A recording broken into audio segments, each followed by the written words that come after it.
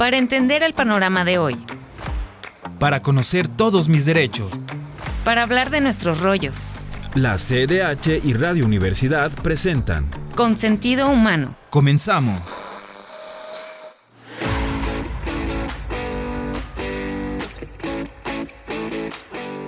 Hola, ¿qué tal? ¿Cómo están? Qué bueno que están nuevamente en este espacio con sentido humano, el programa de la Comisión Estatal de los Derechos Humanos. Mi nombre es Dinora Gutiérrez y les doy la bienvenida para platicar sobre algo que seguramente les va a conmover muchísimo. En esta ocasión con nuestra invitada en el programa, que es compañera de la Comisión Estatal de los Derechos Humanos. Ella es la licenciada Janet Margarita Rogelio Ruiz, quien es adscrita o está adscrita a la Coordinación de Planeación de la Comisión Estatal de los Derechos Humanos. Bienvenida al programa, Janet. Muchas gracias, Dinora. Te agradezco el espacio para compartir acerca de este tema que, como dices, seguramente será interesante y nos da un poco de luz sobre ciertos grupos y situaciones que se viven en nuestro estado y en nuestra sociedad. Claro, aquí hablamos con frecuencia acerca de los derechos humanos de diferentes grupos que están en condición de vulnerabilidad, especialmente personas que no tienen quizá la capacidad para hablar por sí mismas, quizá algunas que sus derechos han sido invisibilizados. Y es el caso de las mujeres que están privadas de la libertad, las mujeres que se encuentran en estos centros de reinserción social. Y digo que están invisibilizadas porque muchas veces ni siquiera conocemos de cerca sus historias, excepto las personas que son visitadoras de la Comisión Estatal de Derechos Humanos y las personas abogadas quizás se han acercado, conocen un poco. Pero gracias al trabajo que ha realizado la Comisión Estatal de los Derechos Humanos y también al trabajo que realizó el año pasado un grupo especializado del que forma parte Janet, pudimos conocer la vida dentro de estos centros penitenciarios con las mujeres que se encuentran ahí en reclusión. Platícanos un poco acerca de esto, porque incluso se tiene que abordar con un lenguaje especial. Sí, así es. Bueno, el tema que quisiéramos ahora platicar, si lo dijéramos de una manera más coloquial, sería, bueno, ¿y cómo viven las mujeres en los centros penitenciarios del estado de Chihuahua? Y bien, como comentas, es prudente aclarar antes de iniciar esta charla que vamos a utilizar ciertos conceptos o términos que nos acercan más hacia ellas, que nos permiten visibilizarlas. Vamos a escuchar, por ejemplo, mujeres privadas de la libertad, mujeres internas, mujeres en contexto o en situación de reclusión. Vamos a evitar aquellas palabras, ¿verdad?, que nos evocan más una situación punitivista, decir las mujeres condenadas. Bueno, no se trata de ello, ¿verdad? O aquellas que nos llevan también a una imagen de encierro. Las mujeres que están en estos lugares están cumpliendo una sentencia, pero su objetivo y el objetivo del Estado es que logren al final una reinserción social, que durante su proceso de judicial y de internamiento pues se tengan en cuenta ciertos conceptos, ¿verdad?, de los cuales también hablaríamos más adelante: perspectiva de género, interseccionalidad, grupos vulnerables, un enfoque diferenciado. Entonces, más que nada, yo creo que será como iluminar un poco aquellos rincones a los que no solemos acercarnos y sobre todo quitarnos cualquier prejuicio. De alguna manera observar, escuchar, imaginar, sin juicios anteriores, porque pues dijera por ahí la poeta Maya Angelou, que dice que pues los prejuicios nos hacen de alguna manera ver el pasado de manera difuminada, y nos impiden acceder al presente, ¿verdad? Entonces, solamente aperturarnos. Fíjate, qué bueno que depositas estas expresiones, porque empleas una expresión que me gusta mucho cuando dices iluminar, y hablamos acerca de visibilizar lo que ignoramos, la vida de las mujeres que están en este contexto de reclusión, de prisión, y elegir las palabras adecuadas para no estigmatizarlas, porque el prejuicio va pues de facto, ¿no? Cuando dices una mujer que está en un centro penitenciario, te imaginas muchas historias así muy de novela, está rodeado de muchos mitos y muchos prejuicios, muchos estigmas.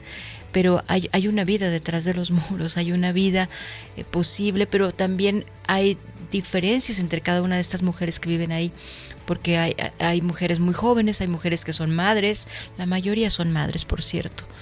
Muchas son abuelas, muchas han tenido muchos años ya ahí viviendo de esta manera, y es necesario visibilizarlas también, de acuerdo con esto que mencionabas de la interseccionalidad, porque tienen necesidades específicas también, incluso las mujeres que son de los pueblos originarios, son indígenas, o las mujeres con discapacidad, las adultas mayores, por ejemplo. Sí, así es. Bueno, primero que nada tendríamos que pensar que las mujeres están en lugares separados a los varones, ¿verdad? Sería la primera, por así decirlo, separación que se hiciera, ¿verdad? Por parte del Estado, por su seguridad y por brindarles una atención más adecuada. Luego ya dentro de las mujeres, pues tenemos esto que tú mencionas, le llamamos grupos en situación de vulnerabilidad. Aquí podemos encontrar, como bien dices, mujeres indígenas. En el estado, al momento de la realización del diagnóstico, había 8 mujeres indígenas. Ellas estaban ubicadas en el Cerezo de Aquiles Cerdán. Y obviamente tienen necesidades específicas, desde cómo fue la asesoría jurídica que se les brindó, por ejemplo. Debió haber sido de preferencia en su idioma materno, para que haya una mejor comprensión. Algunas de ellas sí manifestaron en su momento, ¿verdad? Bueno, yo no entiendo muy bien qué es lo que está pasando, por qué estoy aquí, que si quién es mi abogada o mi abogado, ¿verdad? Y si escuchas sus historias de vida, todavía vas más allá. Recuerdo una historia de la que hemos tenido oportunidad de platicar. Es una historia tremendísima de una mujer indígena que por sus condiciones de pobreza, por su contexto, se veía obligada a trabajar en el campo. Entonces esta mujer, bueno, tuvo, me parece que su primer hija o hija por allá de los 13 años, una persona de mayor edad. Ya desde ahí encontramos un foquito rojo, ¿verdad? Que nos dice, caray, como una niña o una persona apenas adolescente ya vivió un embarazo, vivió el ser madre.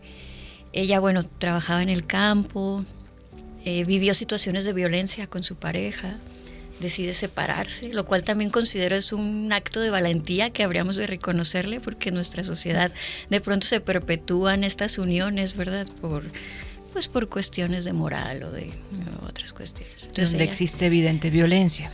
Correcto. Entonces, de alguna manera, bueno, esta mujer tiene la valentía de alejarse, de ser su propia proveedora y cuidadora de sus hijas, de sus hijos. Y por ahí narra, ¿verdad?, cómo fue acosada varias veces y intentos de abuso sexual. Y ella dice, yo me ponía un cinto bien apretado, así para que les fuera más difícil bajarme el pantalón. Entonces dices, cara, vive un miedo constante, toda su vida tiene ese símbolo de un cinto ajustado para que nadie le haga daño, ¿verdad? Sin embargo, hay que salir a trabajar, hay que persistir, ella lo hace. Y en una de las ocasiones, trabajando en el campo, narra cómo su patrón quiso abusar de ella. En defensa propia, ella contraataca, la persona lamentablemente muere y es acusada y sentenciada por homicidio. Con sus perspectivas atenuantes, ¿verdad? Ya sin entrar más en el fondo de cómo fue el caso, porque en realidad lo desconocemos, pero sí nos muestra qué situaciones viven las mujeres previas a su internamiento y por qué razones están ahí. Por algunas de ellas por protegerse, por defenderse, y no es una cuestión de victimizar, sencillamente es dar a conocer que también existen ese tipo de casos. Fíjate que justo en este punto, respecto a la forma en la que muchas mujeres llegan a vivir en esta condición después de cometer algún delito, hay, yo creo que la mayor parte de los casos, alguna historia de violencia previa, desde su infancia, su juventud o con sus parejas. Hay este común denominador y que me parece muy importante, porque cuando se revisa estas historias, tendríamos que mirarlo con esta perspectiva de género, porque se vive de manera distinta la violencia entre hombres y mujeres. Cuando conoces la vida de las mujeres que viven privadas de la libertad, habría que escarbar un poquito más por qué las llevó ahí, lo que cometieron, sus conductas, sus decisiones, su situación que ya tienen de por sí una vida compleja, difícil, adicionalmente a lo que tienen que vivir cuando ellas se encuentran ahí, porque como decíamos al inicio, muchas de ellas son madres de familia y siguen siendo madres de familia, aunque están ahí en esta situación, siguen atendiendo a sus familias, ahí mismo. Sí, correcto. Aquí podríamos encontrar con lo que comentas dos situaciones que me parecen relevantes. Eso que tú señalas de su vida anterior, de cómo fue esa estructura quizá familiar o social en las que ellas habitaron y se desarrollaron, fue algo que nos llamó la atención durante el análisis de la información del diagnóstico, porque mujeres que estaban acusadas por los delitos de mayor gravedad, por ejemplo, secuestro, extorsión, homicidio, aquellas que utilizaban sustancias, el abuso de ciertas sustancias, de drogas, de alcohol, ya al momento de que se realizan las entrevistas, gracias a las compañeras, ¿verdad?, con las cuales participaste, que realizan estas entrevistas de cara a cara, ellas te platican precisamente que durante su infancia, adolescencia, la gran mayoría sufrió de abusos no solamente psicológicos, sino físicos y sexuales, y de manera continuada. Y algunas de ellas por personas cercanas a su familia. La ONU tiene un estudio también acerca del tema donde dice que hay una correlación entre encarcelamiento y abuso anterior. Y esto más o menos lo señala en un 67% de las personas, mujeres que se encuentran internas. Es más de la mitad, ¿verdad? 6 de cada 10 mujeres entonces que están en esta situación tienen esa condición o tuvieron esa condición previa. Así es. Cuando se realiza el diagnóstico también se les pregunta desde lo general, ¿verdad? ¿Tú has sufrido violencia en algún momento de tu vida? Y la mayoría de las mujeres señalan que efectivamente sí. Me parece que era un 80%, la verdad, es por ahí el número. Lo que llamó la atención era que los lugares en los que sufrían esta violencia se emparejaban en la calle y en el hogar. Entonces dices, ¿cómo puede ser posible que la percepción de inseguridad de mi persona sea la misma en mi casa y en las calles que yo camino diariamente, ¿verdad? Entonces, bueno, esa sería como de forma general. Hay mujeres internas, como hablamos del caso de la mujer indígena, que están por defensa propia, por cuestiones de violencia en el ámbito familiar, que en ocasiones sufren violencia por parte de su pareja, hacen intentos, ¿verdad?, de salir de estos círculos lamentables, acuden en ocasiones a las autoridades, piden auxilio, ya sea por decisión de las mujeres o por otros factores, no se termina no se le pone un fin, ¿verdad?, a este círculo. Y bueno, llega hasta el momento en lo que ellas terminan con el homicidio de su pareja. Es la comisión de un delito grave que tiene un impacto no solo en la vida que se ve perjudicada directamente a quien le arrebatan la vida, sino ya todo el contexto de la misma mujer que comete ese delito. A veces pensamos y explicamos las cosas como si fueran buenos y malos, y no se trata de eso. Aquí encontramos muchos factores que influyen para que una mujer pues tenga ese tipo de conductas, estas situaciones. Aquí algo que me parece muy importante destacar, que sé que se detectó con el diagnóstico que realizó la Comisión Estatal de Derechos Humanos, fue el estado de salud mental de las mujeres que se encuentran ahí. Muchas sufren depresión y continua depresión. Sí, así es. Las mujeres que tienen ciertas necesidades de salud mental también las podemos considerar dentro de los grupos vulnerables. ¿Por qué? Porque les colocan en una situación de desventaja o necesitan, en este caso, ¿verdad?, una atención psiquiátrica, psicológica o de medicamento específica. Fue notorio que se les preguntó, bueno, ¿tú sufrías alguna enfermedad psicosocial, alguna cuestión de depresión, ansiedad antes de ingresar al centro? Alrededor de entre el 9 y el 10% decían que no. Y cuando se les pregunta que si lo desarrollaron durante su internamiento ya sube alrededor de un 37%. Entonces, creo que sería sencillo de entender, porque si las personas que vivimos fuera de los cerezos, que tenemos la libertad de tránsito, la libertad de elegir qué hacer con nuestro día a día, ahora imaginemos que estamos en un lugar de celdas con horarios más específicos, pues obviamente nos vamos como que a achicopalar, ¿verdad? Claro, nos afecta nuestra salud mental, claro, emocional. Entonces, creo que es del todo comprensible que sucedan o se desarrollen este tipo de enfermedades. Ellas también manifestaron, ¿verdad? Incluso, por ejemplo, que tengo algunas cuestiones relacionadas con mi salud menstrual. Y bueno, sabemos que en ocasiones cuando las mujeres vivimos periodos de tensión o de estrés constantes, puede llegar a afectar este tipo de funcionamientos, por así decirlo, de nuestro organismo, ¿verdad? Y fue de lo que ellas también mencionaban. Oye, mi salud, en este caso reproductiva, pues se ha visto afectada también.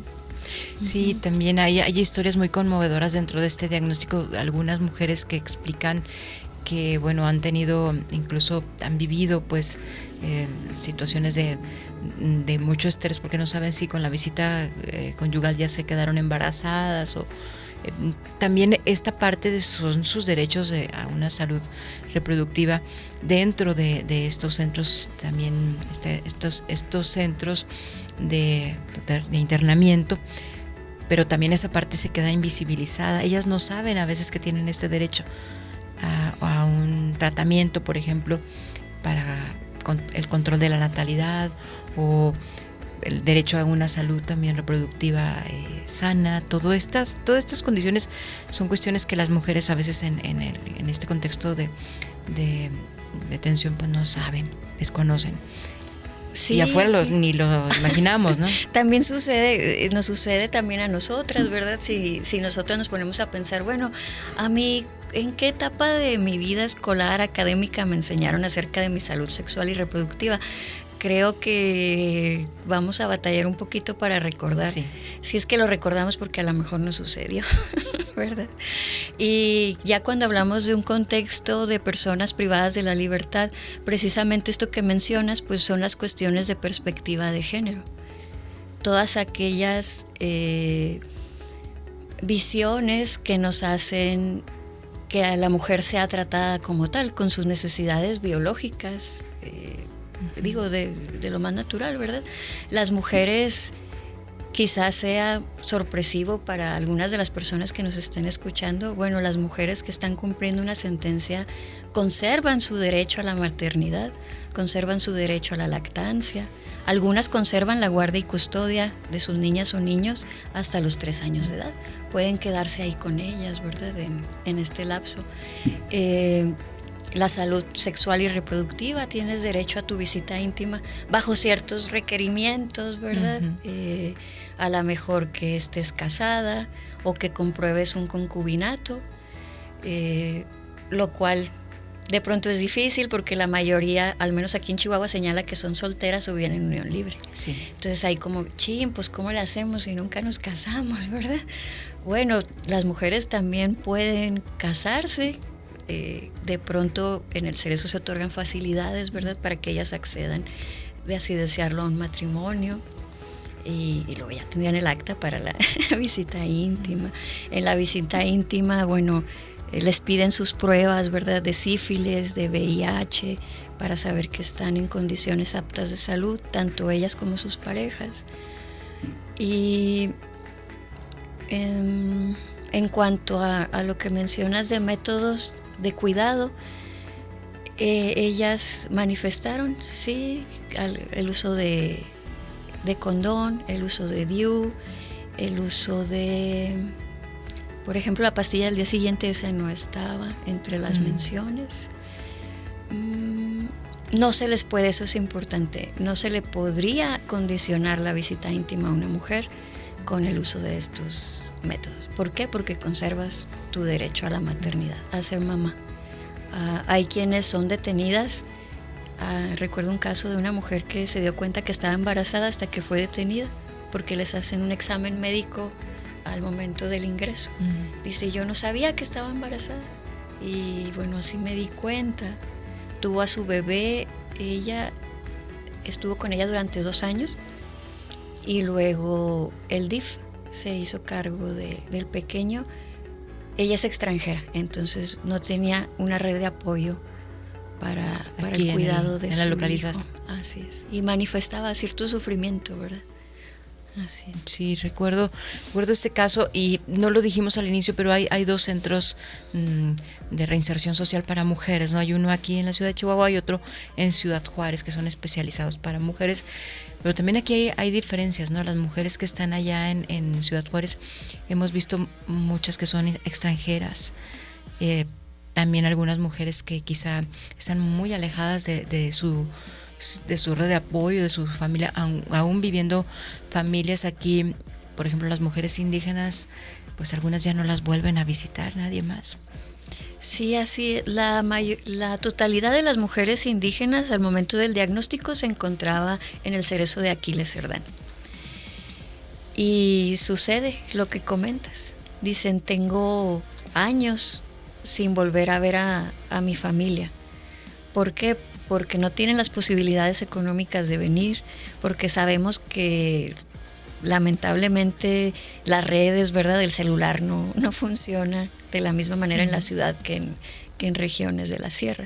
Entonces pierden comunicación, se puede decir que son abandonadas. Sí. Así es. Sí, y estas mujeres, bueno, además de que sufren el abandono, sufren todas las secuelas también de esta situación de estar en reclusión, porque pues están aisladas y no tienen forma tampoco de expresarlo, aunque debo decirle que sí hay actividades recreativas dentro de estos centros penitenciarios, están actividades productivas también donde pueden obtener algunos beneficios, porque muchas de estas mujeres también siguen siendo sostén de sus familias. Tienen dependencias económicas, algunos hijos, hijas, incluso padres, madres también. Sí, correcto, así es. No es como que digamos, híjole, las mujeres están en el centro de reinserción y se pasan el día en su celda. A cada una de ellas se les asigna lo que se le denomina como un plan de actividades. Y bueno, según marca la Constitución, la Ley Nacional de Ejecución Penal, ellas tienen la posibilidad de decir, oye, a mí me gustaría, por ejemplo, inscribirme a los cursos de primaria, de secundaria, de preparatoria, que son los que se ofrecen en los cerezos. Aproximadamente el 65% de las mujeres que están en reclusión tienen una educación básica. Entonces, tienen la posibilidad de seguir estudiando ahí dentro. Nos dimos cuenta durante las visitas que a ellas les atrae más que la escuela, así siendo sinceras, les atrae más, por ejemplo, la pintura. Hay mujeres que hacen unas obras de arte maravillosas y que a veces nos muestran un poco de su vida interior. Por ejemplo, a mí me impactó mucho una pintura al óleo que más o menos sería de unos 60 centímetros por, digamos, 1,20 de alto. Y era una mujer desnuda de espaldas con unas alas así enormes. El fondo oscuro y las alas muy, muy trabajadas. Entonces dices, caray, esa añoranza de libertad, claro, ¿verdad? A través del arte, a través de un lenguaje propio, humano, más sensible. Y era de los grupos que tenían más aforo, el taller de pintura. La maestra es una mujer interna, creo que en este momento ya estaba por salir hace unos meses, quizá ya salió, una excelente artista. Les gusta también la repostería, algunas trabajan en la cocina, en actividades deportivas. Entonces, estar ahí decía una de las mujeres, yo no me quiero ir. Al platicar con ella, decía, es que mira, yo antes de venir aquí, yo tomaba mucho, decía, y luego ya cuando me vaya, ¿dónde voy a vivir? ¿Abajo de un puente? ¿Y si vuelvo a tomar? Entonces, lo cual tampoco es adecuado, ¿verdad? No te puedes quedar ahí para siempre. Pero ya al menos te da muestra de que ellas probaron una forma de vida distinta que quizá les alienta a vivir precisamente de manera distinta. Claro. Y bueno, aquí en Consentido Humano hablamos acerca de los derechos humanos de todas las personas y cómo estas mujeres que viven en reclusión tienen sus derechos a salvo, aunque están privadas de la libertad, mantienen muchos de sus derechos a salvo. Se nos está terminando el tiempo. Janet, muchas gracias por estar aquí, por acompañarnos. En la Comisión Estatal de los Derechos Humanos le invita para que nos acompañe en la siguiente sesión. También le invita para que se comunique a través de nuestro teléfono que tenemos a su disposición, 614-201-2990. Puede usted poner también una queja si así lo desea. Si considera que sus derechos han sido vulnerados, puede escribir o puede comunicarse en la página www.cdhchihuahua.org.mx. Puede escribirnos al correo también consentidlohumano@cedhchihuahua.org.mx también. Pero es importante subrayar que la Comisión Estatal de los Derechos Humanos está para apoyarle, para orientarle, para recibir también su queja si se siente en esta necesidad, porque siente que sus derechos han sido vulnerados, sobre todo por autoridades estatales o municipales o incluso federales. Podemos orientarle para canalizarlo a las instancias adecuadas, pero es importante esto. Janet, pues muchas gracias. Muchas gracias por la invitación y por este espacio que nos permite compartir historias de vida que van más allá de nuestra propia realidad y que sin embargo existen, ¿verdad? En conjunto con todas nosotras y nosotros. Claro Gracias. que sí. Bien, ya te invitaremos en otra ocasión. Muchas gracias y hasta la próxima. Hemos llegado al final de esta emisión. Pero la charla con sentido humano seguirá aquí la próxima semana. Esto fue una colaboración de la Comisión Estatal de los Derechos Humanos del Estado de Chihuahua Y Radio Universidad de la UACH. Hasta pronto. Con sentido humano.